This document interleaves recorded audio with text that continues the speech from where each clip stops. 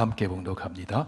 나의 발걸음을 주의 말씀에 굳게 세우시고 어떤 죄악도 나를 주관하지 못하게 하소서. 아멘. 신약의 말씀 로마서 240쪽에 있습니다. 1장 16절 17절 한 번 더 봉독합니다. 내가 복음을 부끄러워하지 아니하노니 이 복음은 모든 믿는 자에게 구원을 주시는 하나님의 능력이 됨이라. 먼저는 유대인에게요 그리고 헬라인에게로다. 복음에는 하나님의 의가 나타나서 믿음으로 믿음에 이르게 하나니 기록된 바 오직 의인은 믿음으로 말미암아 살리라 함과 같으니라. 아멘. 살아계신 하나님, 우리의 찬송을 기쁘게 받아주신 줄 믿고 감사합니다. 장로님과 함께 올려드린 우리의 기도를 흠양하여 주신 것 감사합니다. 이 시간 하나님 우리를 사랑하시고 우리의 미래를 위해 주시는 생명의 말씀 받을 때 성령의 감동을 주셔서 옥토가 되어 말 하나님 말씀 받게 해주시고 선한 결실을 맺고 풍성한 삶을 사는 저희들 되게 하여 주옵소서. 예수님 이름으로 기도하옵나이다. 아멘. 아프리카 초원지대에 사는 스프링복이라는 양이 있습니다. 수백 마리가 떼를 지어 사는데 이유 없이 집단으로 달려가다가 벼랑에 떨어져 몰사하는 그런 양으로 유명해졌습니다. 왜 그럴까 관찰을 해보았더니 이들은 수백 마리씩 떼를 지어 다니기 때문에 뒤에 있는 양은 풀을 먹을 수가 없게 됩니다. 앞에 있는 양들이 먼저 뜯어먹고 발로 짓밟아 놓기 때문에 뒤에 따라오는 양은 풀을 먹을 수가 없었습니다. 그래서 뒤에 있는 양은 앞으로 나가기 위해서 몸을 비집고 앞으로 양을 밀기 시작합니다. 뒤에 있는 양이 미니까 앞에 있는 양의 걸음이 점점 빨라지기 시작하고 급기야는 뛰게 됩니다. 결국 앞에 양은 뒤에 양이 미니까 뛰고 뒤에 양은 앞에 양이 달리니까 뛰고 그런 현상이 나타나는 것입니다. 그런데 양은 그것을 모릅니다. 왜 뛰는지,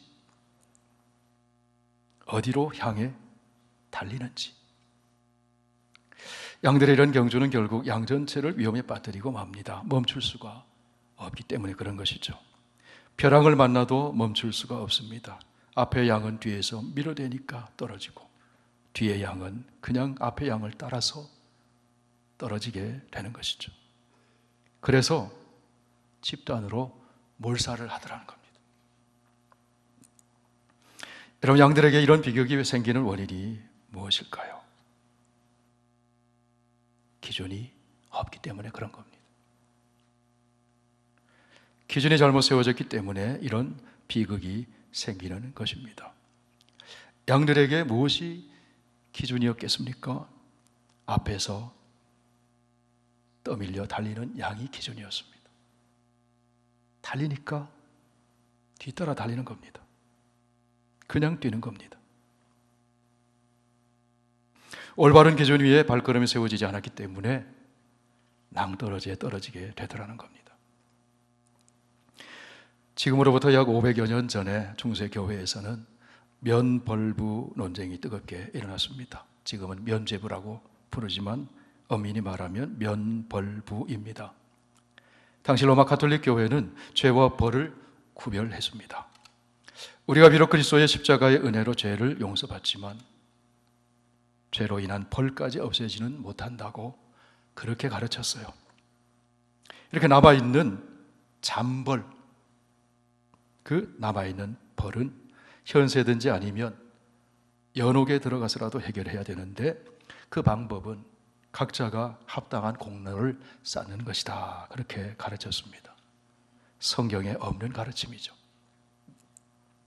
공로를 쌓는 방식에는 선행을 하거나 성지를 순례하거나 금식을 하거나 자선 등 다양한 방법이 있다고 가르쳤습니다. 여러분, 이것만 놓고 보면 자력 구원을 추구하는 무슬림과 다를 바가 없어요. 공로를 쌓아야 한다는 것이죠. 공로를 쌓는 방식 중에 가장 효율적이고 간단한 방법이 면벌부를 돈으로 사는 것입니다. 마치 애군을 물리치기 위해 점집에 가서 돈을 주고 부적을 구입하듯이 벌을 면제받기 위해서 면벌부를 구입을 하는 겁니다. 중세 로마 가톨릭 교회 가르침에 따르면 인간이 구원받기 위해서는 하나님의 은총뿐 아니라 인간의 공로 또한 필요했습니다. 그런데 대부분의 사람들은 구원에 이를 만큼의 공로를 가지고 있지 않았습니다. 제 아무리 교회가 정한 규범을 따라 선을 행하며 산다 하더라도 구원에 다다를 만큼 공로를 쌓는 사람은 많지가 않았다는 겁니다. 성인이라고 불리는 사람들은 구원을 위한 공로를 쌓고 그 이상을 쌓기 때문에 여분이 남아있는데 그것을 잉여 공로라고 불렀습니다.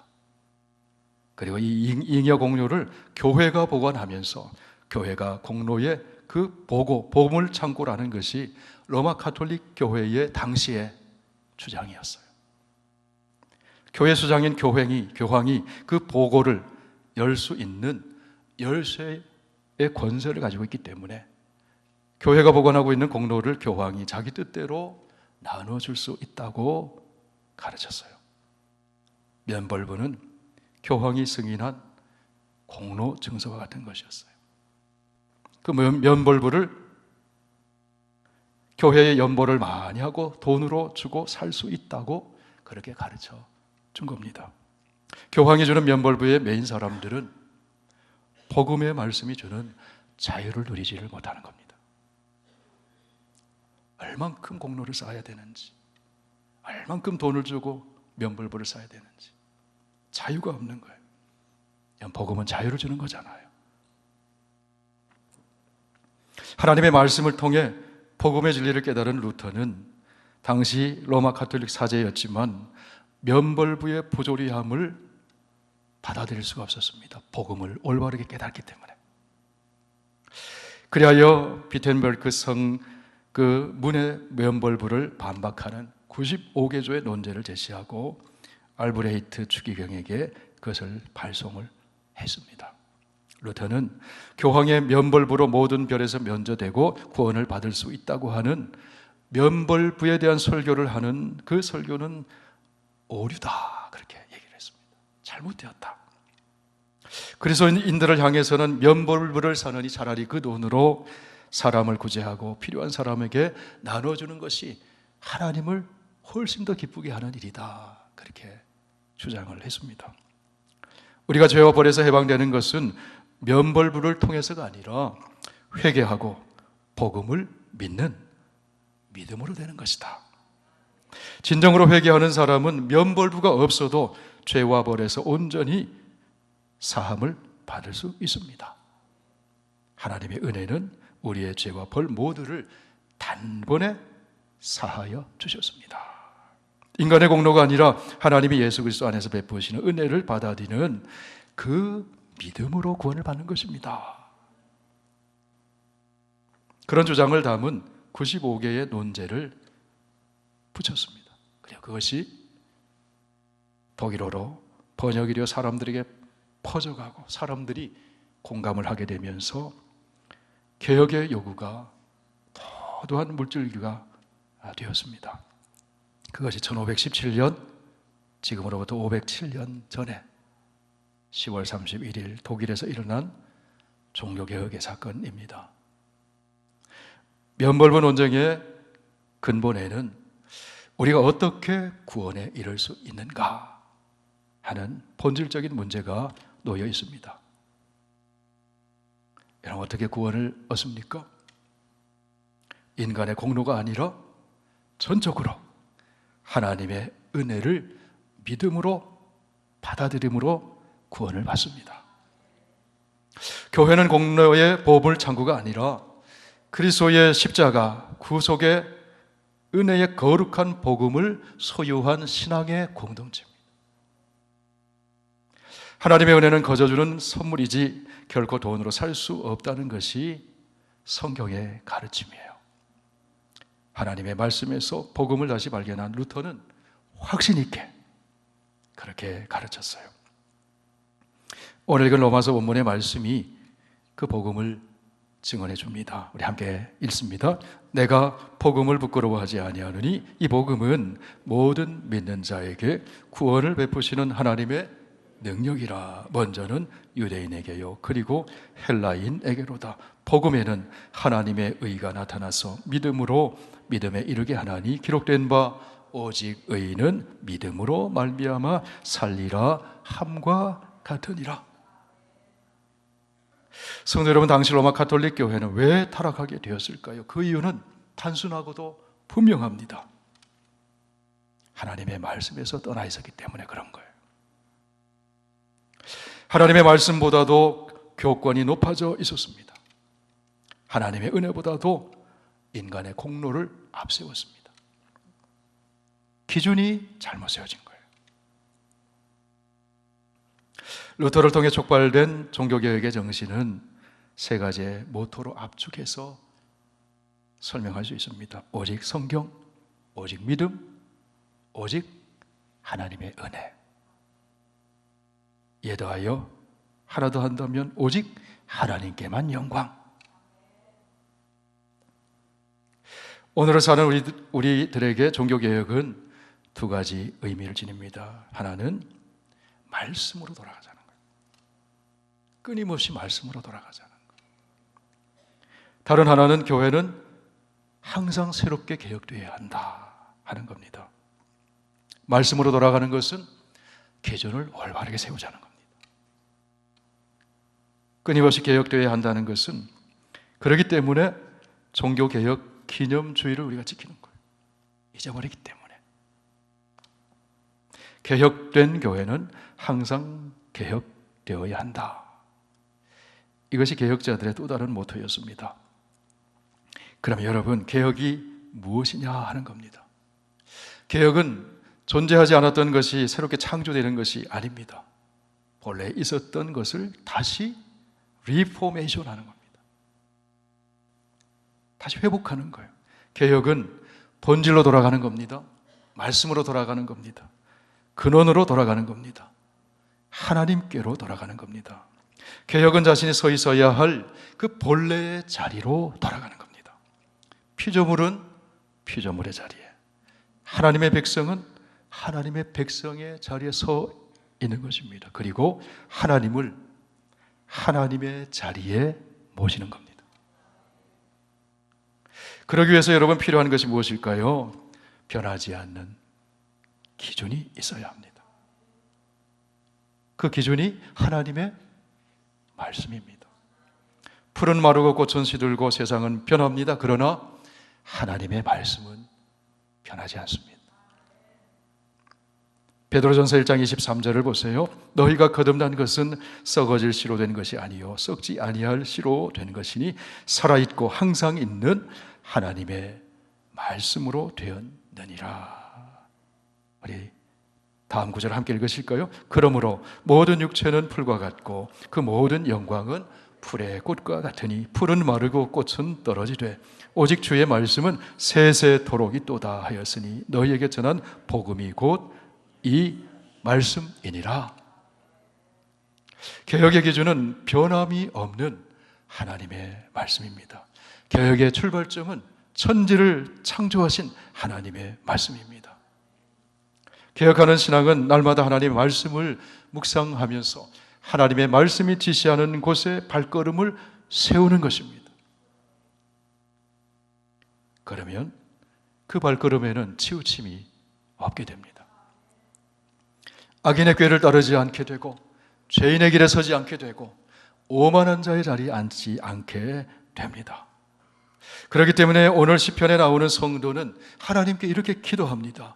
나의 발걸음을 주의 말씀에 굳게 세우시고 어떤 죄악도 나를 주관하지 못하게 하소서.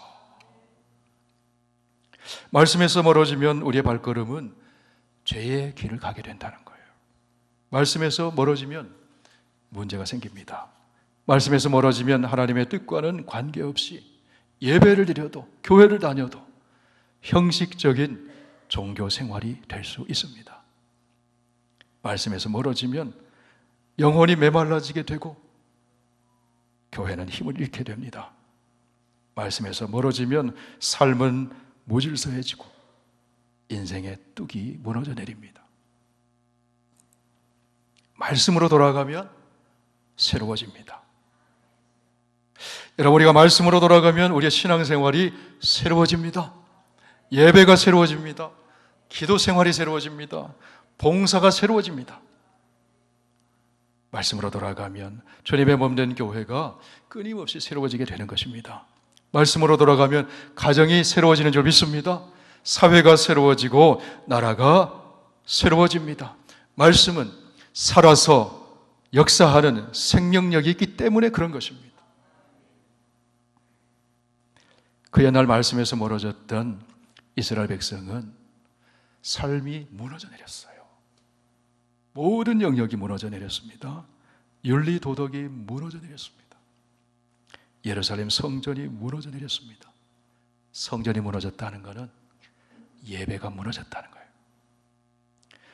성벽도 무너졌습니다. 성벽이 무너졌다는 것은 보호하시는 하나님의 손길이 떠났다는 거예요. 나라도 무너지고 가정도 무너졌습니다. 가정이 해체되고 이곳저곳으로 이방 땅으로 뿔뿔이 흩어지게 되었습니다. 하나님의 언약 백성으로서 자존감도 무너지고 이방 사람들에게 짓밟혔습니다. 맛을 잃은 소금처럼 거리에서 짓밟혔습니다. 모든 것이 무너진 채 이스라엘 백성들은 하나님이 약속하신 땅 가나안에서 쫓겨납니다. 바벨론과 이방 나라로 종살이하게 됩니다. 그런데 여러분, 긍휼이 풍성하신 하나님이 예언자에게 주신 말씀처럼 70년의 기한이 찾아 이스라엘 백성을 포로에서 돌아오게 해주시고 하나님을 경외하는 사람 에스라와 느헤미야를 지도자로 세우셔서 예루살렘 성벽을 재건하도록 해주십니다. 이 일을 통하여 이스라엘 백성들은 하나님의 백성으로서의 자존감을 서서히 회복하기 시작합니다. 잃어버렸던 말씀의 은혜를 회복하고 기도를 회복하고 예배를 회복하고 무엇보다도 하나님과의 관계를 회복해 나갑니다. 하나님의 백성의 그 언약 관계 속에 있는 자기의 정체성, 구별된 성도의 그 정체성을 회복하게 돼요. 여러분, 그것이 구약성경 느헤미야서에 나오는 이야기죠. 성경의 이야기는 구원의 이야기이자 회복의 길을 보여주는 이야기라고 할 수 있습니다. 창조, 타락, 그리고 회복, 이것이 성경 속에 펼쳐지는 구원의 이야기입니다. 성경의 이야기는 죄로 인하여 깨어진 하나님의 형상을 다시 회복하고 파탄된 관계를 다시 회복하고 잃어버린 생명을 회복하고 잃어버린 축복을 회복하는 이야기입니다. 그러면 여러분, 어떻게 회복할 수 있습니까? 회복의 기준이 무엇입니까? 하나님과 맺은 언약, 하나님의 말씀이 회복의 기준입니다. 하나님과 맺은 언약 관계 속에서 하나님의 말씀으로 돌아갈 때 회복이 일어나게 되는 거예요. 나라의 주권을 잃고 바벨론의 포로가 되어버린 이스라엘 백성들에게 하나님께서 긍휼을 베푸시고 회복의 기회를 주십니다. 느헤미야의 믿음과 헌신으로 예루살렘 성벽이 재건되기 시작했습니다. 산발랏, 도비와 같은 방해하는 사람들이 있었지만 성벽 재건이 계속되었습니다. 그러던 중 이스라엘 백성들이 수문 앞 광장에 모여서 하나님의 말씀을 듣게 돼요. 학사 에스라가 하나님의 말씀을 백성들에게 읽어주었습니다. 그러자 어떤 일이 일어났습니까? 백성들이 말씀을 듣고 감격에 겨워 눈물을 뚝뚝 흘립니다. 금식합니다. 배를 입고 베옷을 입고 티끌을 무릅쓰면서 자기의 죄와 조상의 허물을 자복하고 통회하는 회개 운동이 일어났습니다. 말씀을 들었기 때문에, 말씀의 거울에 비춰봤기 때문에 기준이 회복된 거예요. 그리하여 자복하고 회개하는 겁니다. 레위 자손들이 자리에서 일어나 자기들이 지나온 역사를 회고하며 하나님께 기도합니다. 아브라함 시대부터 모세 시대, 광야 40년 생활을 지나 하나님이 약속하신 가나안 땅에 들어가서 사는 그 사사시대, 열왕기에 나오는 왕조시대에 이르기까지 역사를 회고하면서, 다시 말해서 역사의식을 가지고 조상들과 자기들이 당한 환난과 그 원인을 하나님 앞에서 고백해.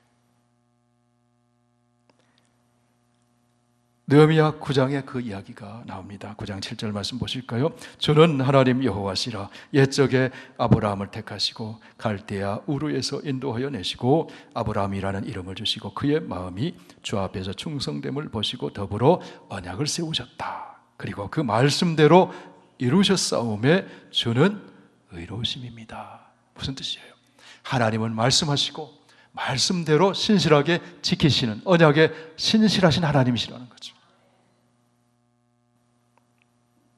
하나님께서 이스라엘 조상 아브라함을 갈대아 땅에서 이끌어내셨어요. 갈대아가 바벨론이죠. 바벨론지. 탈 갈대아를 했다는 거예요. 출 갈대아를 했다는 거예요. 그리고 하나님과 언약을 맺습니다. 너는 복이 될 것이다. 모든 족속이 너로 말미암아 복을 받게 될 것이다. 아브라함이 하나님 말씀 따라갑니다. 가는 곳마다 제단 쌓고 예배를 드렸어요.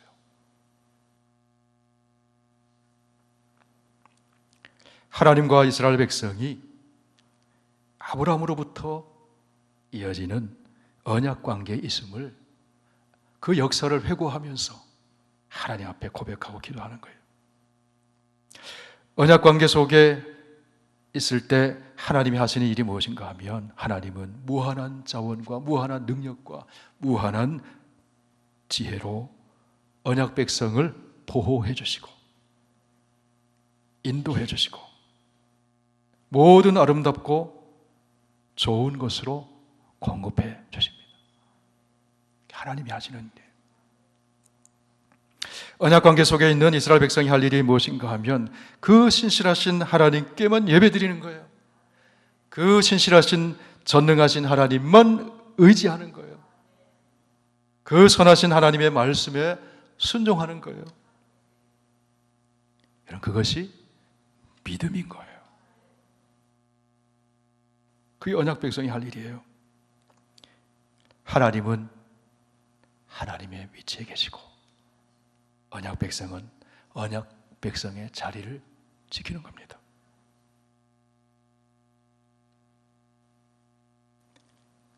그 자리를 이탈했을 때 더 이상 하나님이 보호해 주실 수가 없어요. 더 이상 그 걸음을 인도해 주실 수가 없어요. 더 이상 하나님이 공급해 주실 수가 없어요. 왜? 하나님을 믿지 않기 때문에. 그 자리로 다시 돌아오는 것이 회복이요 개혁입니다. 발걸음을 언약의 말씀 위에 세우는 것이 개혁입니다. 발걸음을 다시 은혜의 복음 위에 세우는 것이 개혁입니다. 성도 여러분, 저와 여러분은 그리스도 안에서 새 언약 백성이 되었습니다. 예수 그리스도의 십자가의 죽으심과 부활의 복음을 믿음으로, 나를 위한 사건으로 믿음으로 하나님의 자녀가 되고 하나님의 새 언약 백성이 된 거예요. 언약에 신실하신 하나님께서는 신실하게 귀중한 것을 우리에게 많이 해주셨어요. 여러분에게 하나님이 해주신 것이 무엇인가요? 한번 생각해 보십시오. 구원을 주셨습니다. 하나님의 말씀을 주셨습니다. 성령을 보내주셨습니다. 천국을 기업으로 보장해 주셨습니다. 살아계신 하나님께 예배드릴 수 있게 되었습니다. 그전에는 말 못하는 우상에게 절했었어요. 그런데 지금은 천지의 창조주, 전능하신 우리의 아버지 하나님께 예배드릴 수 있게 되었어요. 그 하나님께 기도할 수 있게 해 주셨습니다. 하나님과 교제를 나눌 수 있게 해 주셨습니다. 임마누엘, 하나님이 우리와 함께 해 주심으로 현재와 미래의 삶을 인도해 주십니다. 너무나도 하나님 주신 것이 많아요. 하나님 주신 그것으로 인해 감사가 끊이지 않는 저와 여러분 되기를 원합니다. 하나님께서는 이렇게 언약에 신실하셨는데 구약의 이스라엘 백성들이 어땠습니까? 성실하지 않았어요. 배은망덕했어요. 언약 백성의 자리에 서 있지를 못했습니다.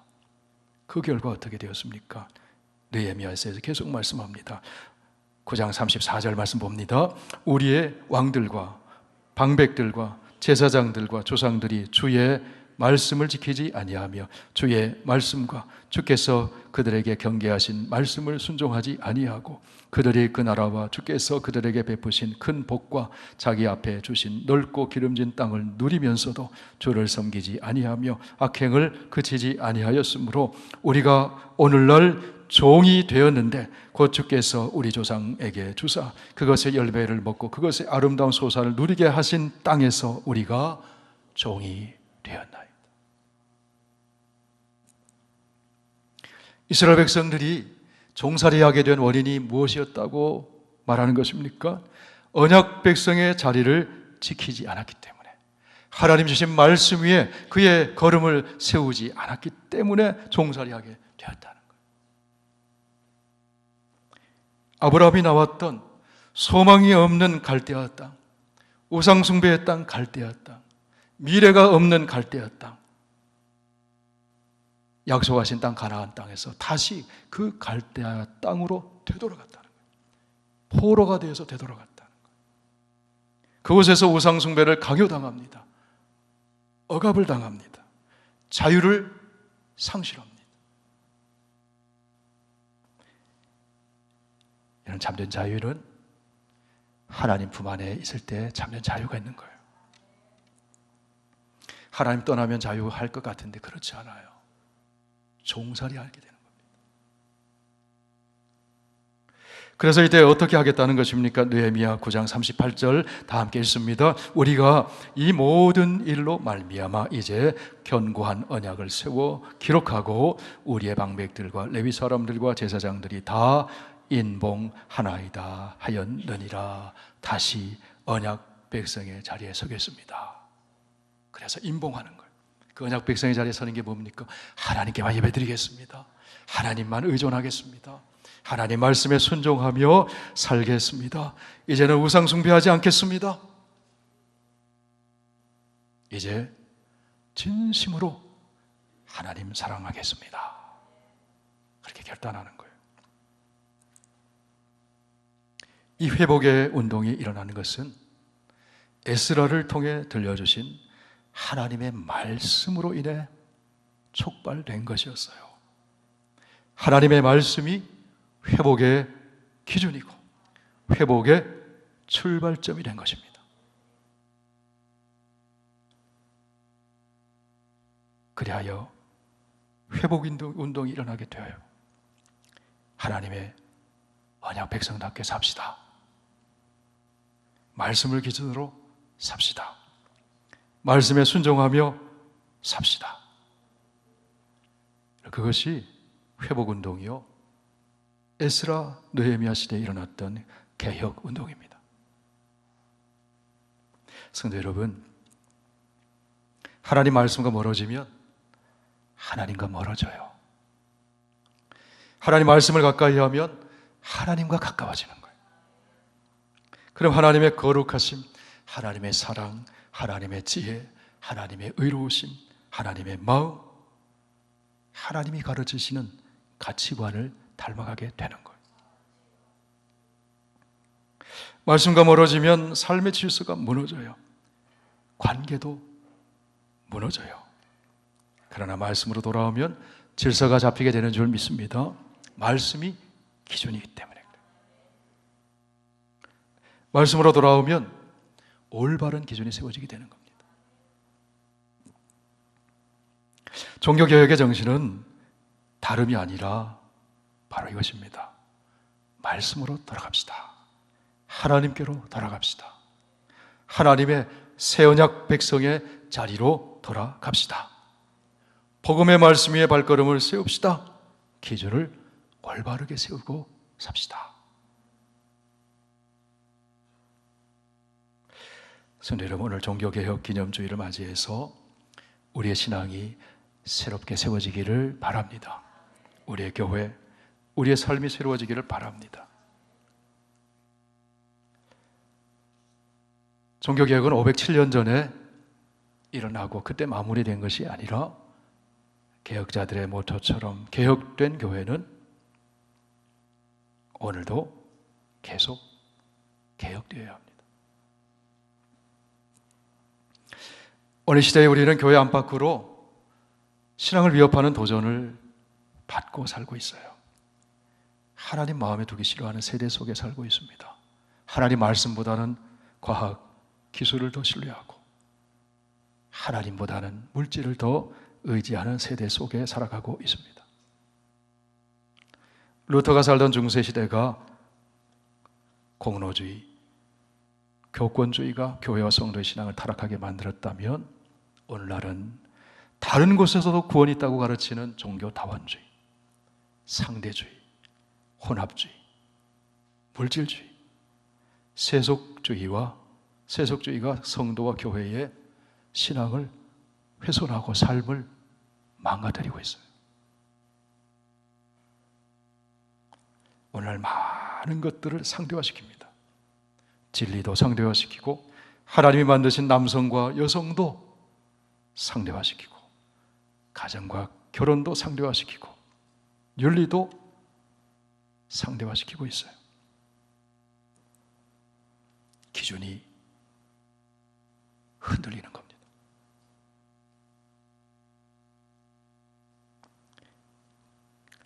개혁자들의 정신은 기준을 올바르게 세우는 겁니다. 개혁이라고 하는 것은 하나님께로 돌아가는 것입니다. 세상 중심에서 하나님 중심으로 돌아가는 거예요. 예수 그리스도 중심으로 돌아가는 거예요. 하나님의 말씀으로 돌아가는 겁니다. 오늘의 종교개혁은 모든 피조물에게 제자리로 돌아가는 운동입니다. 종교개혁은 하나님의 언약 백성이 제자리를 지키는 운동입니다. 하나님 나라 복음으로 사는 운동입니다. 하나님의 의로우신 통치에 순종하며 사는 운동입니다.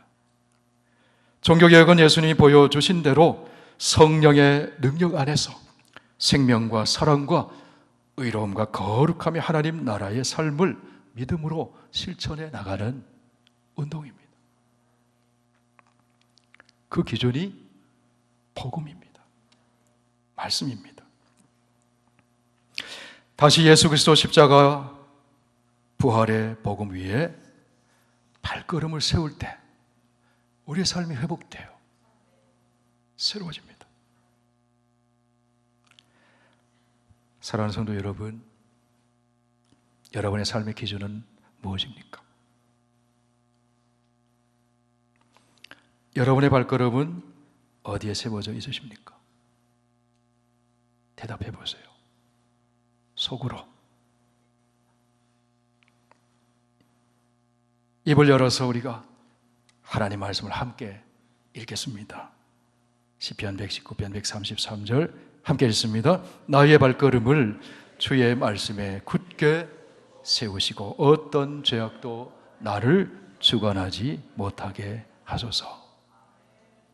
복음의 말씀 위에 저와 여러분의 발걸음을 다시 세울 수 있기를 바랍니다. 그리하여 이 세대를 본받지 아니하고 하나님의 선하시고 기뻐하시고 온전하신 뜻을 따라 믿음의 길, 의의 길, 생명의 길, 자유의 길을 걸어가는 저와 여러분 되길 바랍니다.